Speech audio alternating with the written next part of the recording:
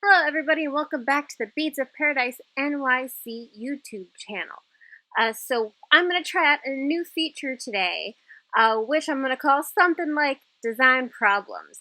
Because as you may know, if you've started making jewelry or you've been making it for many years, such as myself, I've been doing this for about 14 years, sometimes you have an idea or you have a piece of jewelry that you already love, but something about it just isn't working. Like it keeps breaking, it doesn't look right. So I want to talk about some ways we can work out those problems, come up with a better design idea, how to work on those problems without getting stuck, and instead sort of moving forward with them. And sometimes, hopefully, I'll come up with a design idea I like even better. So you may have just watched my video on slip knots, and this idea actually came from that. Because while I was making that, I was wearing this really awesome necklace that I made with slip knots that I closed it with. And this actually is a vintage piece. It was my grandmother's back in the day. I inherited it from her. And I'm actually using slip knots to close it on this double thick nylon cord because I'm sort of inhibited by the size of this hole. Otherwise, you know, when I started it, I probably would have tried a thicker cord, but I didn't think I could because of that hole there. And I thought, this will probably work. But I've actually done this a few times. And what happens is that this keeps breaking right here, or getting close to breaking. So what's that telling me is that this little hole right here probably has a rough edge there. So I need to get around that somehow, otherwise this will keep breaking. Now, as somebody who makes jewelry myself, I could always approach it as I'll just keep redoing it. With the same cord and just keeping an eye on it and fix it before it breaks. But why not try to find something a little bit better? So my first thought was that I could use something else to sort of buffer this hole a little bit so that it would be a little bit bigger and then it would be a little safer than whatever this rough edge is. So my first thought was, of course, to go to your very simple jump rings, which are these little circle guys with a seam in it that will pop open, and then I would insert it into that little loop, and then that would, in theory, work fine. But you may have noticed this is a pretty heavy piece, and an open jump ring, anything that has a seam in it, and I've talked about this before, I believe, in maybe the wire wrapping video or in the crimping video, because it holds true, this fact, for pretty much anything. Anything that has that little seam in it could, in theory, pop open if it gets pulled hard enough. And this guy's pretty heavy, so you can imagine me putting a lot of weight on that jump ring. So maybe a regular jump ring isn't the way to go.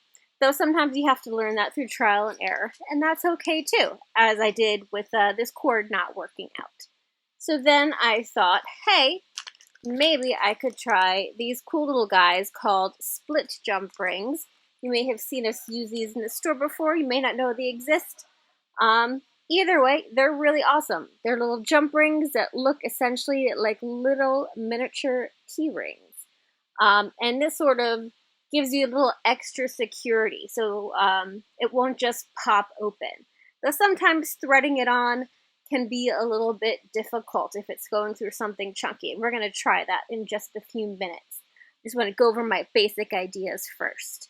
And so then I thought we could use a piece of wire, or I grabbed somewhere some thicker wire that I could create a little figure 8 wire wrap. And I'm going to do that in my tutorial next week probably. We're just going to touch on it today so you can sort of see some of the awesome applications of that. So those are my two options that I think I'm going to try today, and I'm going to start there and see what I like best. So first things first, I'm going to cut off this cord that looks like it's about ready to break. So we're going to start with just this cool little pendant here. And the easiest thing to apply first are these little split jump rings. Remember I said they're like a little miniature keyring, so you should just be able to ply that open with your fingers. And ideally it will somewhat easily insert into a hole. So like I mentioned, it might not work so great here because it has a big gap there, and sometimes it sort of bends them out of shape. But we will see.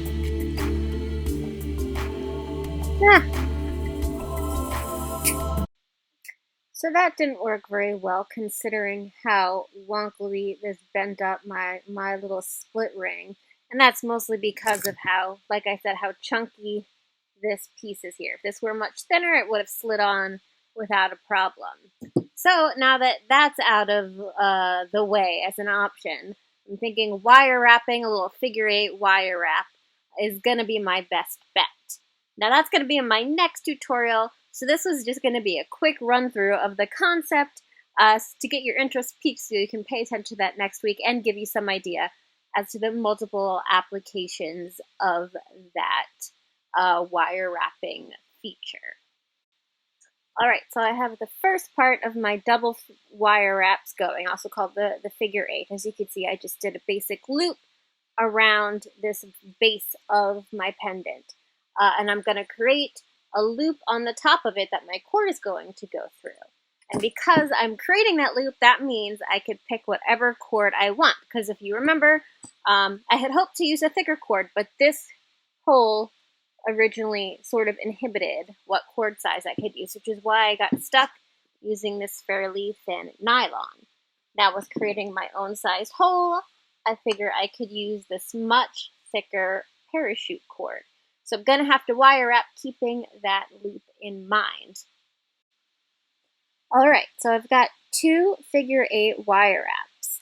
I did this guy first, keeping my loops very big, and decided after I was done, I was like, maybe it's a little bit too much wire showing. So when I did this one, I tried to keep my loops a little bit less conspicuous and really bundle that wire wrapping so that it looks a little bit more in line with the rest of the necklace.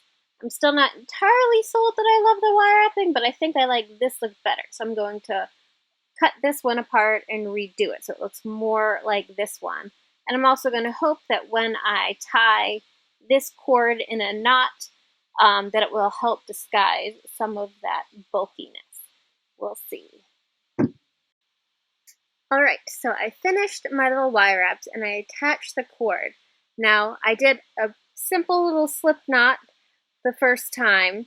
I started that way for them both. And then I sort of made up an extra little knot to make it a little bit more chunky and look a little bit more decorative. So now I'm trying to decide which I like better. At first, I thought I liked the simpler one, but now I'm thinking I'm leaning towards the one that is a little chunkier. I think it adds an interesting design effect. So the next step would be to glue it off. And as you can see, this one frays a lot, so that's going to be a little bit of an interesting challenge. Alright, so I adjusted the other knot so that it matched the other as best as I could, and I glued it off. And because this is a very thick cord, I used a little bit of extra glue, though I was still very careful with the application. But I don't want any of this to move, so I could get a little bit everywhere a little bit more easily. But I also wanted to make sure it didn't sort of really inhibit the design by looking too sticky. So I tried to be careful with that. And I think I sort of enjoy the effect. And I went ahead while I'm waiting for that to dry, and it's been a few minutes and it's still taking its sweet time to dry, to toss on the slip knot since this is going to close with.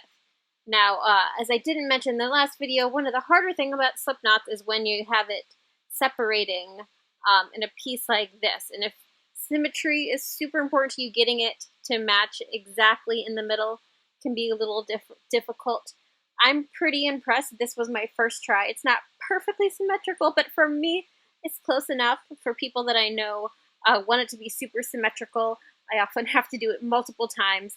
I haven't quite figured out an exact easy to tell rule in terms of how to get it to tie exactly at the center. But if you do it enough, you will eventually nail it down. But I tried this on, even though this is a little tacky. And I think I dig this cord and I dig this knot.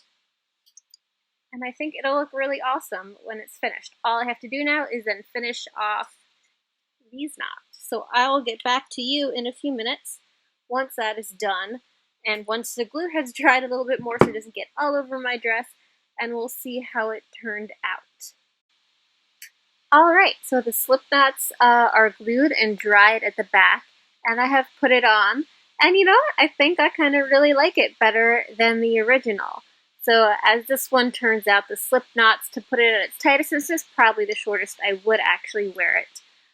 Close it perfectly just the right length, but I could loosen this, of course, and adjust the way that it falls, so that makes it much more wearable depending on what I'm wearing, though I do tend to like it fairly short. And as predicted, with the knots on top of that closure there, it is fairly less conspicuous, and even less so when I wear it as tight as it can be worn, so that the knots kind of bundle up on top of each other. It really looks like a design feature, and this sort of thicker effect looks nice too. So I mentioned in the beginning that this was originally my grandmother's. What I forgot to mention was that it was originally on a thick metal chain that sort of mimicked this sort of organic, bright gold, heavy chain-linked effect. And it was already broken, so at least I didn't feel too bad about not wanting to wear it that way. It was a little bit too gaudy for me, and I like things a little bit extra, but it was a little too much gold. So eventually, after years of having it in my jewelry bin, because this part was really cool and I really liked it, but I didn't love all the gold, and eventually I figured, hey, I could do my own thing with it. And that's what is so great about being able to make jewelry yourself, or being able to bring it over to a place like us, like Beads of Paradise, who will happily work with you to redesign, recreate something that you haven't been wearing into something that you will wear. Just like yourself and how you are constantly evolving, your style is constantly evolving. And by reusing jewelry, remaking it, you can keep it in your life while keeping the parts of it you love, and reinventing it so that it becomes something you will actually want to wear instead of languishing in your jewelry box. And it's a great way to keep the memories alive when it's something that was gifted to you, something that you inherited that isn't quite your style, but there are parts of it you love. So we can work with you, or you can work with it to sort of keep the parts you like and adjust it so that it becomes more wearable. It's something that you want to keep wearing in your day-to-day life. So I hope you like this little design feature of mine, and I think it helps everybody grasp how, even if you've been making jewelry for a long time, you still run into all kinds of weird little problems that you have to think about, and they don't always work, and you have to start from scratch, and how everything is always can be improved upon. You're almost never at a stopping point, and